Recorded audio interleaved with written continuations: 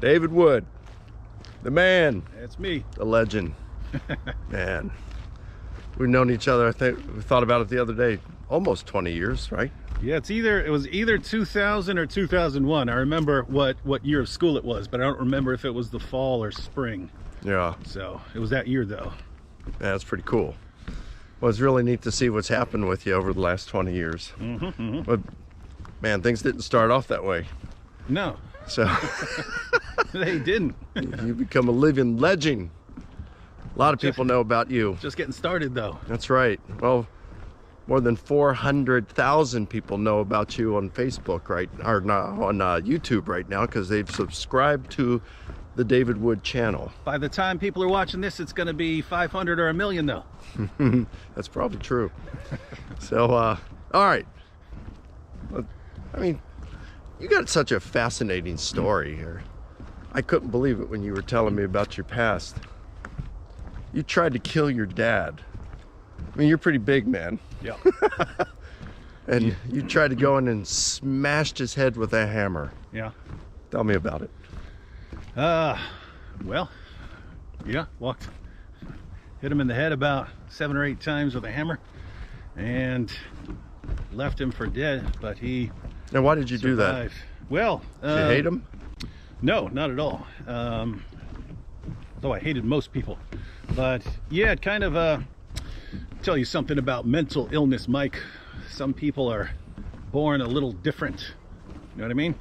Yeah. They're born a little different. I tell people, like, because this is the first time it actually hit me that something was going on, but I was 5 years old and my dog died, and my mom got the call that my dog had just been run over, and I'd had this dog as long as I can remember. And my mom turned to me with tears in her eyes, and she told me that my dog had been run over by a bus. And I remember sitting there looking at her thinking, why is she crying? It's just a dog. So what? It's just a dog. And so I thought there was actually something wrong with my mom there. But as time went on, I noticed other people had that same kind of reaction.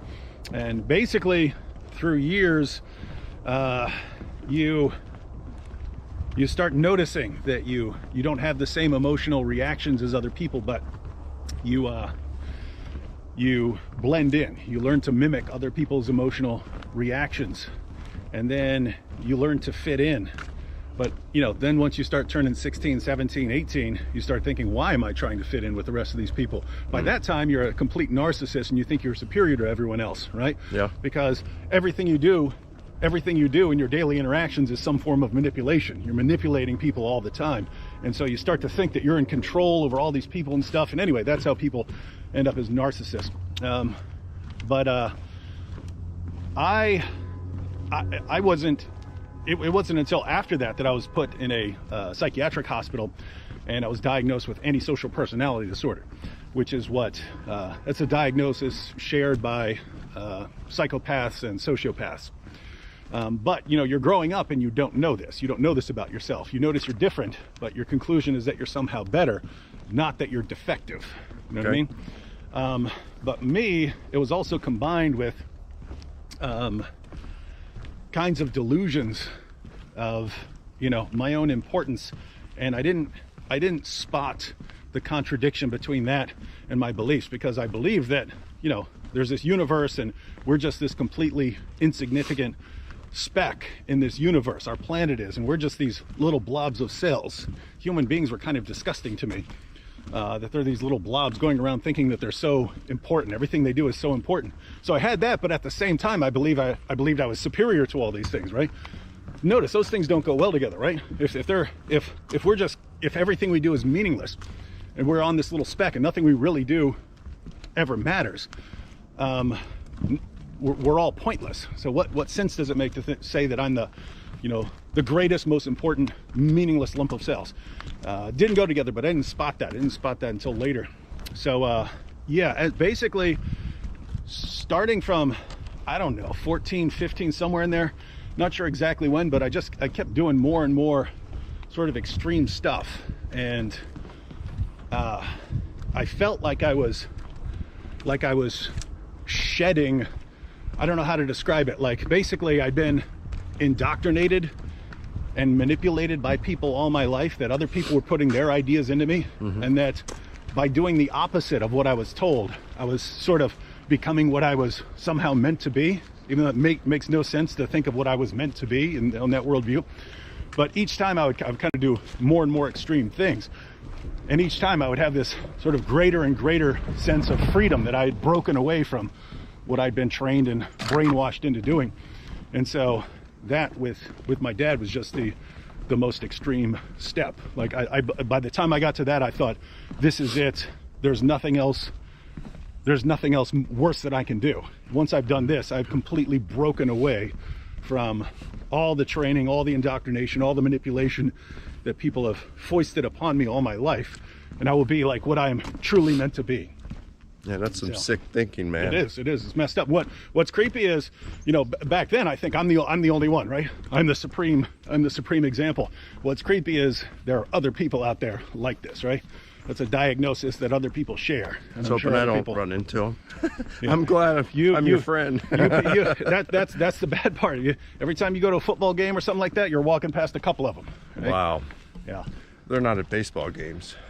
It's a more civilized crowd. Yeah, they like action too much. That's why. So, all right. So you go in, you take a hammer and smash your dad's head while he's sleeping. Yeah. 5, 6, 7 times. What happens next? Yeah, I drove up to I left him for dead, and then he didn't die, and so I ended up in a mental hospital for a while. My diagnosis was, again, antisocial personality disorder, but that's not something you keep someone in a mental hospital for, right? Okay. You don't people who are out of touch with reality, you put them in a mental hospital. Sociopaths and psychopaths, once they do something, you lock them up. So I went to jail and then to prison, and as you know, in jail, I eventually became a Christian. So, yep, that's when things changed. How long were you in prison for? Total with jail and prison, it was a 10-year sentence, but under the old law, if you didn't get in trouble, you served half your time. So I actually served a little over 5 years. Okay. So you got out, you kind of, do I remember correctly, you went around lecturing for the Department of Corrections? Something like that? No. It was for the Criminal Justice Department. Okay. At ODU. They would have me give talks on, I talk about the prison system, what the prison system was like. Yeah. Just it was good for them to have, firsthand commentary on the system. Is that rough living in prison?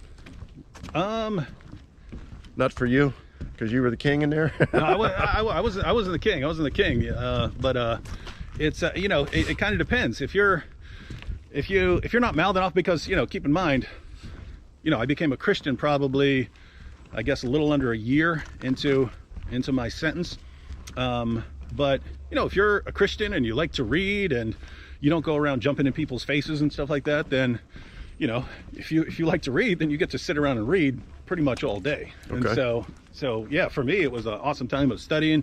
There were other cool Christians in there who had life-changing experiences and stuff. So there were church services and Bible studies every night of the week, because people come in from outside to do Bible studies and church services and stuff. So yeah, if you're actually focused and dedicated, that is an awesome time to change your life around. So you get out of prison what year? 2000. Oh, and then you go right into ODU. Yeah, actually. And then I'm meeting you probably within a year, less than a year after you're out of prison. It was in my first year. Yeah. Wow. Yeah. So you were doing a triple major, if I remember right.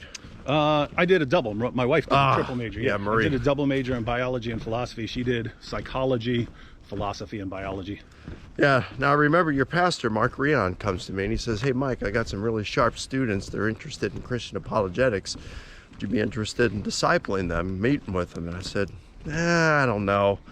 Writing a book right now. I'm kind of busy, but I'll think about it. I talked to Gary Habermas, and Gary said, Mike, why don't you go ahead and do it? You never know what can come out of that.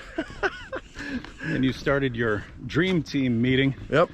And ended up with me, Nabil, when he was still a Muslim. That's right. And you in there. Yep. Not to mention the other people in there. Yeah, several others. Amy Ponce. Yep. Marie. There was Chris Callie and Marie, Paul Richardson. Then you had Chris, his girl he was dating that he ended up marry. Her name was Chris as well. Yeah. Yeah, that was a cool group. Yeah, it was. It was fun. Well, all right. So then you went off. You finished. Then you got your. You went off to Fordham on scholarship. Got a PhD in philosophy. Yep. Focused on what? Problem of evil. Yeah. So my doctoral dissertation was on what's called the Bayesian argument from evil, which is sort of the most recent development. It's like the latest form of the argument. And what's cool is the people who are advocating the Bayesian argument from evil, they acknowledge that earlier forms of the argument fail. So it's pretty widely accepted now that the logical version of the argument from evil fails. But what's cool is the Bayesian form guys, they acknowledge that even the inductive form fails. So the more popular evidential form that's put out by William Rowe before he died even acknowledged that there are problems with his original argument, which is cool because wow, at a popular level they're always behind the times, right? By the time people are going around using an argument, the philosophers who came up with that argument are already saying, okay, I admit I was wrong. Okay. And so I went for the Bayesian argument just because it's kind of that or nothing now with the problem of evil. It's kind of that or just a sort of intuition or sense or something like that come on, God can't exist. But as far as actually laying out your premises and defending them, people are finding out it's kind of hard to do. Wow. So now, what you do for a living, you started several years ago, you started a YouTube channel. I remember what got you interested in Islam, of course, was Nabil, because he was trying to convert us and we were trying to convert him. But boy, because he was your best friend, you started to really dig into Islam and study the Islamic literature, the Ahadith, the Sirat Rasulullah. You turned me on to a bunch of different sources. You started reading the Quran.